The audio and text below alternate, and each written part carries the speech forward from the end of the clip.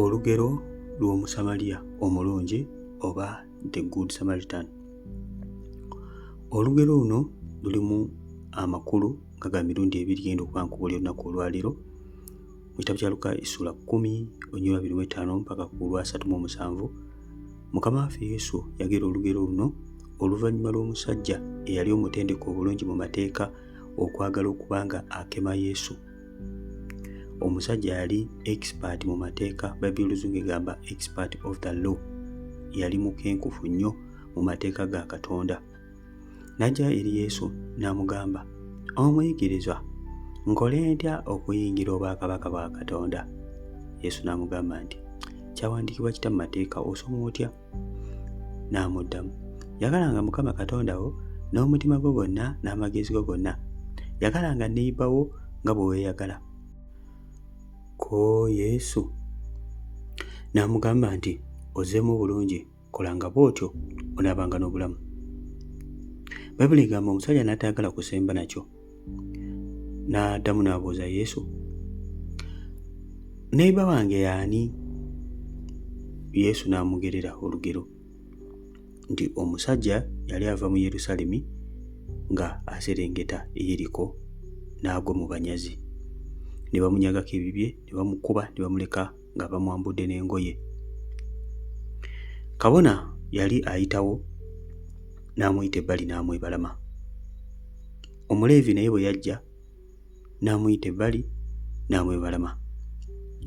Naye Omusamaliya bwe yajja n'amuggyawo, n'amusinaaza ebiwundu, n'amuteeka ku mbalaasi ye, n'amutwala mu ddwaliro.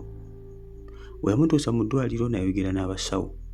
N'abagamba omusajja ono mumukoleko, n'abasasula dinaali 2. N'abagamba ssente endala zonna ezinaayitamu nja kuzisasula nga nkomawo okuva ku lugendo lwange. Yesu kyava abuuza nti ani neighbor ku bombi? Ne boogera nti Omusamaliya. Yesu n'agamba nti kale genda okolenga bw'otyo. Kiki kye tuyiga mu lugero luno? Njukira ebiragiro Mukama waffe Yesu bye yatuwa ng'abaana ba Katonda biri 2. Kwagala Katonda n'omutima gwaffe gwonna n'amagezi gaffe gonna, na kwagala neighbor wo nga bwe weeyagala. Okwagala neighbor wo, bano Abasamaliya n'Abayudaaya baali tebakwatagana, baali tebakolagana. Kyova olaba omukazi Yesu gwe yasanga ku luzzi bwe yamusaba amazzi, omukazi yeewuunya nnyo kubanga kyali tekikkirizibwa na mukazi ono kuba Muyudaaya mazzi. Naye Yesu bwe yalemera ku mukyalo ono n'amugamba nti bw'anaamuwa amazzi agenda kubanga amuwa the living water, mazzi ag'obulamu, nti taliddamu kubeera muyonta nate. Omukazi ono okubanga yali ayagala amazzi gano kwe kubanga awa Yesu amazzi. Nawe tujagendayo nnyo. Sitole eno etulaga mukwano gwange tolina kwagala bakwagala bokka, ne Mukama waffe Yesu yakiyigirizaako. N'agamba twagala abatwagala bokka, then ffe n'abantu b'ensi tulina njawulo ki? Kubanga n'abantu b'ensi baagala ababaagala ne bakyawa abakyawa. Niffe abaana ba Katonda tusaanidde okwagala buli muntu yenna n'abalabe baffe. Abayudaaya baali tebakwatagana n'Abasamaliya. Naye seppono Omusamaliya baali bantu abaali despised, baali bantu abanyoomebwa, baali bantu abatabaliwa nga bantu, baali bantu abasosolebwa. Naye Omusamaliya ono lwaki ayitibwa Omusamaliya omulungi? Kubanga tewabeerangawo kalungi konna kava mu Samaliya, tewabeerangawo kalungi konna. Naye n'ayitibwa Omusamaliya omulungi olw'ensonga olw'ekikolwa kye yakola. Ki Yesu kyali atuyigiriza mu kino? Yali ayigiriza okuba nga twagala baneighbor baffe nga bwe tweyagala, naye mu kyo kyali atuyigiriza nti tetulina kubeera n'abalabe baffe. Nti omulabe wo ne waaba alumwa enjala muliise, omulabe wo ne waaba agudde ku buzibu muyambe, towulira ssanyu nga mulabe wo agudde ku ki? Ku buzibu bwonna. Mu sitole eno olaba kabona, Bayibuli etulaga priest. Kabona bwe yajja yayita ku mulwadde ono, oba yali agenda ku kyaki nga service emuleka, ayagala agenda kubuulira njiri balamu, n'ayita ku musajja afa, musajja bamukubye emiggo, abanyazi, n'amuyitako n'amwebalama, n'amuyita ebbali tamusiga obukyafu, n'amuyita ebbali duka speed service emuleka. Omuleevi naye n'ayita ebbali. Abaleevi nabo baali bava mu kika kino ekyabakabona, ekika eky'Abaleevi mukimanyi bulungi nnyo. Kyali kyalondebwa ekika kyonna nga kyabakabona, naye yamuyita ebbali n'amwebalama. Naye omuntu adispaisingibwa, Omusamaliya, yasobola okuba nga ayamba omuntu ono. Mukama waffe omulungi yeebazibwe nnyo. Yesu n'atugamba naffe tukolenga bwe tutyo. Kitegeeza nti okwagala kwe tulina okwagalamu abantu kulina okuba nga tekuliko boundaries. Si nsonga omuntu mulabewo, si nsonga omuntu akulowooleza ki, si nsonga yabadde akuloga, si nsonga abadde mujjawo, si nsonga yabadde akuwalana. Tulina okusigala nga twagala abantu bano ate n'okubayamba tubayamba. Olutalo lulina okulwana mu nsi ey'omwoyo lulwane, ne mu nsi ey'omubiri ffe tumegana nabbi na musaayi, tumegana na myoyo gifuga. Tulina okwagala abantu bonna nga bwe tweyagala. Love your neighbor as you love yourself. Kitegeeza nti bw'obanga gwe ogudde ku buzibu tosobola kweyamba. Bw'obanga ogudde ku buzibu nga buno wandyetaaze okuba nga ogenda mu ddwaliro. Ono ye yalaba ng'omuntu ono kye yeetaaga kubanga atwalibwa mu ddwaliro, era n'amukwata n'amutwala n'atuuka n'asasula. Mu sitoola eno tuyiga okuba nga twefiiriza ku lw'abalala. Omusajja ono yali agenda mu bizinensi ze, teyali idle nti yali ali mu bibye, yali ku bizinensi bye, yali alina kyalaga, naye n'asazaamu olugendo lwe, n'akwata omusajja n'amuteeka ku ndogoyi ye n'amutwala mu ddwaliro. Olaba obudde bwonna bwamumalira. Bw'atuuka mu ddwaliro ate era ne yeefiiriza essente ze, n'akwatako mu nsawo n'asasula mu ddwaliro.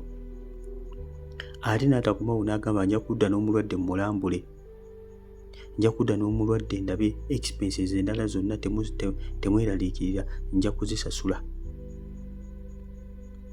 Simanyi nga ggwe omwana wa Katonda bantu bameka b'oyambye.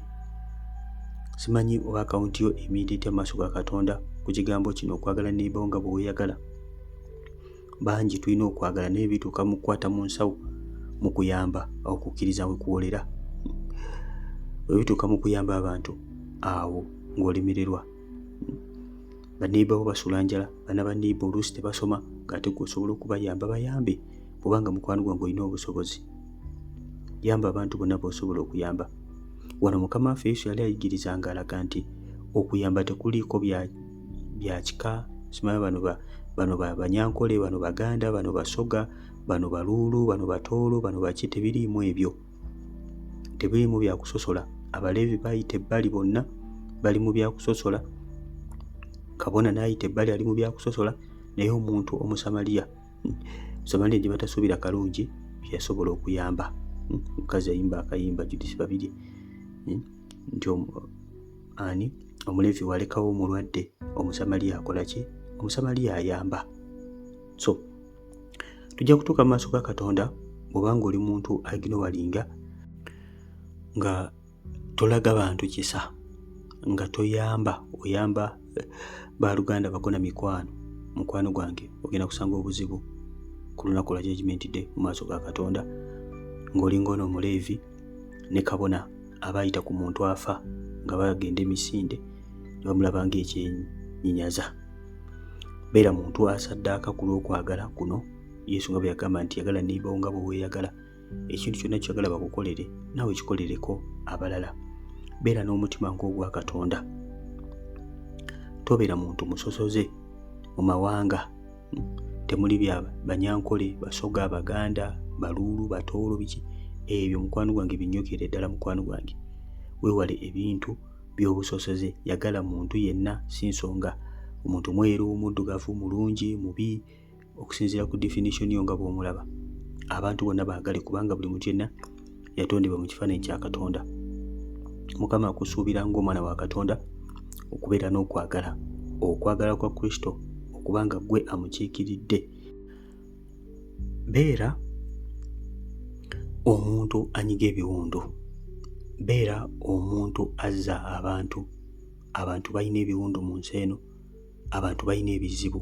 Neebeera omuntu oyo, beera Omusamaliya omulungi nga mukwano gwange omuntu bwakusisinkana obulamu bwe nga budde engulu, ng'oli bulamu, nga Mukama amanifestinga ekisa kye, ng'amanifestinga okwagala kwe okuyita mu ggwe, ng'obadejinga ebiwundu by'abalala, ng'okaabira wamu n'abakaaba, ng'onakuwalira wamu n'abanakuwala, ng'oyamba omukwano gwange abali mu buzibu, nga weeteeka mu ngatto z'abalala mukama waffe mulungi bazibu nnyo.